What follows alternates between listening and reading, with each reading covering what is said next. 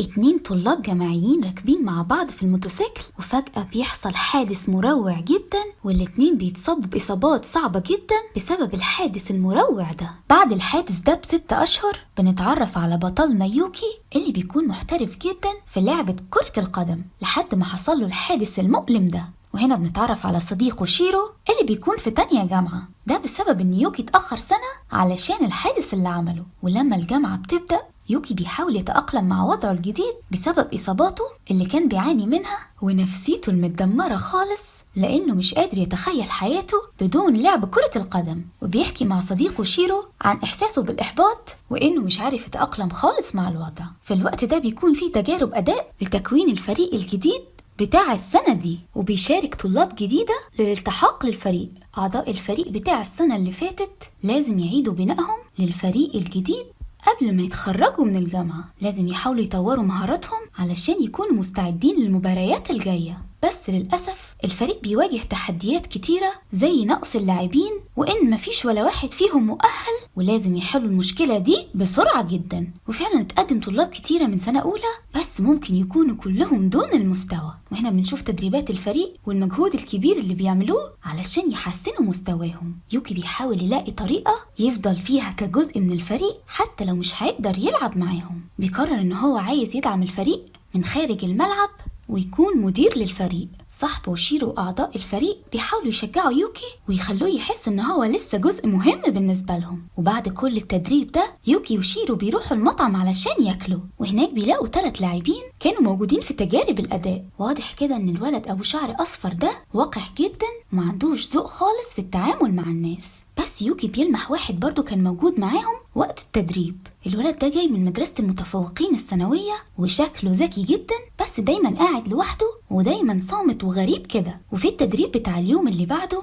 الولد ده أغمى عليه بسبب شدة التعب من التدريب، ومن واجبات يوكي كمدير للفريق لازم ياخده للمستشفى فورا. ولما فاق الولد الغامض ده بنعرف ان اسمه يو، وعنده شوية مشاكل كده في الكلام مع الناس والتواصل معاهم. وهنا يوكي بيديله نصايح للتعامل مع الطلاب، خصوصا مع الطلاب الخريجين دول، علشان يعرف يسلك مع الفريق ويكون متعاون اكتر. وفعلا يو بيقرب جدا من الفريق، وبنعرف انه شاطر في البرمجة والحاسبات. ده كمان بيصمم ابليكيشن علشان يساعد فريقه، لان الابليكيشن ده بيعرفهم على الفرق اللي هيلعبوا معاها، وكمان بيوضح كل اللاعبين ونقط ضعفهم كمان. اول مباراة لفريقنا العظيم هتبدأ بكرة، بس الفريق كله بيكون خايف من لاعبين 2 كانوا السبب في خسارتهم في كل سنة. بس يوكي صاحبنا بيعتذر من فريقه على عدم حضوره لأول مباراة ليهم بكرة. يا ترى يوكي بيفكر في ايه بالظبط؟ معقول مدير الفريق ما يكونش موجود معاهم في أول حدث ليهم كده؟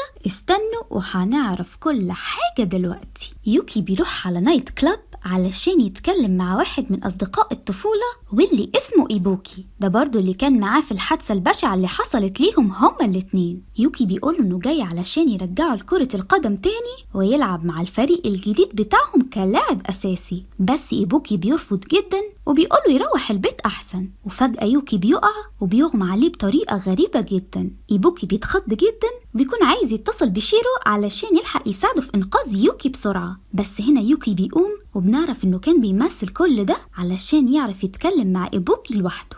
مش بس كده، ده كمان بيتريق عليه وبيقوله إنه جبان جدا علشان اتخلى عن الفريق برغم من إن إصابته ما كانتش خطيرة جدا زي يوكي، والدكتور سمح لإيبوكي يلعب كرة القدم تاني بحرية مطلقة. بس إيبوكي بيتعصب جدا وبيقول ليوكي يروح لسكن الجامعة فورا وما يفتحش معاه الموضوع ده نهائي. يوكي بيقوله إنه مش هيتخلى عن فكرة رجوع للفريق وإنه لسه ما شافش منه حاجة أصلا. تعالوا بقى نعرف حصل إيه بالظبط يوم الحادث المروع ده. يوكي كان ساكن مع شيرو وإيبوكي في سكن بعيد عن الجامعة شوية. بيكون إيبوكي لسه راجع من بره، بس يوكي بيطلب منه إنه يوصله للجامعة بسرعة علشان نسي شنطته في ملعب الجامعة. إيبوكي رفض جدا وقال ليوكي إنه بقاله كتير سايق ولازم الموتوسيكل يتعمل له صيانة قبل ما يروحوا لأي مكان تاني. بس يوكي ما سمعش الكلام وقال له كده كده المشوار قريب أصلا، إيه اللي ممكن يحصل يعني؟ وتجاهل كلام إيبوكي تماما وقال له يلا بس سوق بينا وخلاص. وأول ما وصلوا على الطريق الموتوسيكل اختل توازنه فعلا وحصل اللي حصل. لحد دلوقتي إيبوكي بيعاني من الكوابيس يوميا بسبب اللي حصل ده. يوكي بيكون عمال يخبط على إيبوكي في اليوم اللي بعده وبيقول له يلا بقى علشان تسجل في الفريق وتملي ورقة الالتحاق وابقى جيبها معاك وانت جاي. واضح كده ان يوكي فعلا مش هيستسلم ابدا. بس برضو ايبوكي بيكون عنده سبب مقنع جدا انه ما يسجلش تاني في الفريق. بعد اللي حصل ده يوكي اتأثر جدا بالحادث لانه شاف الموت بعينيه في نفس الوقت اللي ايبوكي كان بيعاني من شوية جروح بسيطة بس. ولما ايبوكي راح للمستشفى علشان يزور يوكي سمع محادثة كده مع شيرو، ويوكي كان عمال يعبر عن غضبه بسبب عدم مقدرته في اللعبة مرة تانية، وكان بيقول ان حياته كلها اتدمرت بسبب ايبوكي وانه بقى يكره حياته كلها. في اللحظة دي بالذات ايبوكي قرر الاعتزال تماما عن كرة القدم لانه اكبر من يوكي وكان المفروض ما يسمعش كلامه وياخده للمشوار ده اصلا. وبسبب كل ده يوكي خسر اعز حاجة عنده ومستحيل هيعرف يلعب تاني. كل ده بيخلي إيبوكي يصمم على الاعتزال، وده أقل حاجة ممكن يعملها لصديق طفولته يوكي. بس يوكي طبعا مش هيستسلم كالعادة وبيبدأ يملي الورقة قدامه. بس برضه مستحيل إيبوكي يوافق مهما حصل. وهنا يوكي بيقوله إنه لو شايف إن اعتزاله من الفريق ده هيساعده فده حاجة مش صح أبدا. يوكي بيبدأ يحكي إن هو حب اللعبة أصلا بسبب إيبوكي، ده كمان طول الوقت كان شايفه الأيدول بتاعه وهو سبب دخوله في اللعبة. ولو إيبوكي فعلا عايز يوكي يسامحه فلازم يكمل ويرجع مع الفريق تاني ولازم يجيب لهم الربح. حتى لو يوكي مش هيعرف يلعب معاهم، مشاركة صديق الطفولة والآيدل بتاعه هتخليه يحس إن هو اللي بيلعب في الملعب وتهون عليه كتير جدا. كده إيبوكي ملوش أي حاجة بقى. أول حاجة لازم يعملوها إنهم يصلحوا اللي حصل مع الفريق وانسحاب إيبوكي بطريقة عشوائية جدا وتجاهل بقية الفريق. بس الموضوع ده بيكون صعب جدا برغم من ان قائد الفريق ما اعترضش. بيكون في كمية كبيرة جدا من اللاعبين مش موافقين لرجوع إيبوكي لفريقهم. ما هو ما ينفعش برضو تكون لاعب مهم وأساسي في فريقك وتنسحب كده وتتجاهل تتكلم مع فريقك كأنك ما تعرفهمش خالص.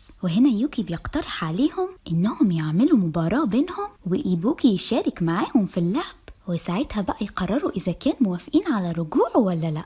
كده كده هم مش خسرانين حاجة لأن المباراة دي هتكون تدريب ليهم، وحتى لو أثبت جدارته ووافقوا عليه إيبوكي هينقل لباقي الفريق محاضراتهم لو فاتتهم حاجة يعني لحد ما السنة كلها تخلص. يوكي بيحاول يقنع الفريق بأي طريقة علشان إيبوكي يرجع تاني ليهم. فريقنا كده هيتقسم لاتنين في المباراة دي. إيبوكي هيكون في الفريق الأحمر والفريق التاني هيكونوا معارضين لرجوع إيبوكي. المباراة دي بقى لازم إيبوكي يركز فيها كويس جدا. وبتبدأ المباراة. لحظة واحدة بس، هو انتوا ناسين ان إيبوكي بقاله كتير قوي معتزل وما لعبش بقاله فترة اصلا؟ ده بيخلي البداية تكون وحشة جدا وإيبوكي بيفشل فشل ذريع في الشوط الاول. ده حتى واحد من فريق المؤيدين ليه بيقوله انت شكلك خبت خالص، انسحب من دلوقتي احسن. معقول إيبوكي يخذل صديق طفولته كده؟ دي هتكون المرة التانية اللي يخذل فيها يوكي. لا لا لا لا، بمجرد ما بيبدأ الشوط التاني إيبوكي بيكون بيلعب كويس جدا وبالمستوى المطلوب. ده حتى فريق المعارضين كلهم بيتضايقوا جدا من التطور الرهيب ده. في شوية وقت صغيرين المباراة بتتقلب تماما لصالح الفريق الأحمر، وفعلا رجوع إيبوكي الملعب بتخلي يوكي نشيط وبيحس ان روحه رجعت له لما شافه وهو بيلعب. إيبوكي لاعب محترف جدا في اللعبة دي وبيبهرهم كلهم بمهاراته كالعادة. بس برضو الفريق الأخضر موجود فيه أقوى اللاعبين وأكبرهم، فأكيد طبعا لما يجتمعوا مع بعض لازم يفوزوا. وبعد خسارة الفريق الأحمر والتعب ده كله بيجتمعوا كلهم علشان ياكلوا مع بعض أكلة حلوة كده بعد التدريب. ده حتى اللاعب المكشر والوقح كمان بياخدوه معاهم، ويو كمان مساعد يوكي مدير الفريق بيروح معاهم برضو. بس يوكي مش بيسكت طبعا، صحيح ان كان بينهم اتفاق، ولكن يوكي شايف انه لو جمع كل المعارضين وطلب منهم يعيدوا التفكير في الموضوع تاني ممكن يقبلوا ايبوكي في الفريق لما يشوفوه انه جاد جدا، والمرة دي مش هينسحب زي المرة اللي فاتت. كمان بدأ يقول للفريق عن الحادث واللي حصل بينهم وسبب انسحابه بالطريقة دي. ده حتى شينو كمان بيكون معاهم علشان خاطر صاحبه يوكي. كلنا أكيد شايفين إنه كان مع فريق المعارضين هو كمان. وبعد الاعتذار بالطريقة الرسمية دي من الفريق، الأغلبية بيوافقوا على رجوع إيبوكي للفريق، وأخيرا المشكلة دي اتحلت بقى.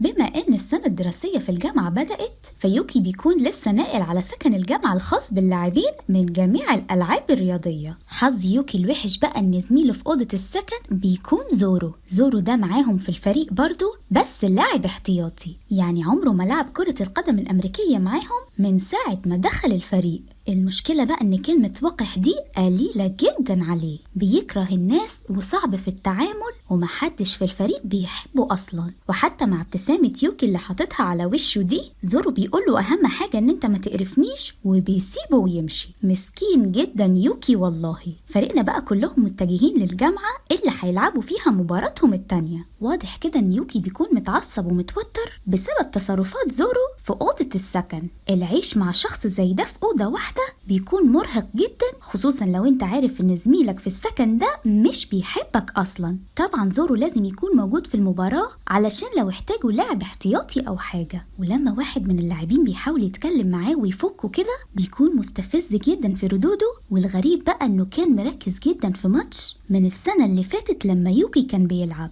ده حتى أوقح لاعب فيهم بيتضايق جدا من طريقته المستفزة دي. ما علينا، المهم يلا بقى يا فريقنا العظيم ورونا همتكم. وفعلا بتبدأ المباراة وفريقنا بيكون جامد جدا وبيكسب على طول في الشوط الأول. بس للأسف إيبوكي بيجيله شد عضلي ومش بيعرف يكمل للشوط التاني. الكلام ده معناه ان زورو هيطلع مكان إيبوكي في الشوط التاني، وفعلا بيبدأ الشوط. بس بعد لحظات قليلة زورو بيحس ان اللاعب ده بيلعب بنفس طريقة يوكي وبيوقعه على الأرض كده بطريقة مخالفة للقوانين. بس أصلا الكورة عدت الخط، وده معناه ان الفريق التاني دخل هدف. ده غير ان الحكم بيدي فريقنا كارت أصفر، يعني إنذار. الكابتن على طول بيطلع زورو من الملعب وبيكملوا المباراة وهم ناقصين لاعب. هو ليه زورو بيكره يوكي قوي كده؟ يوكي أصلا عمره ما تعامل معاه بطريقة وحشة.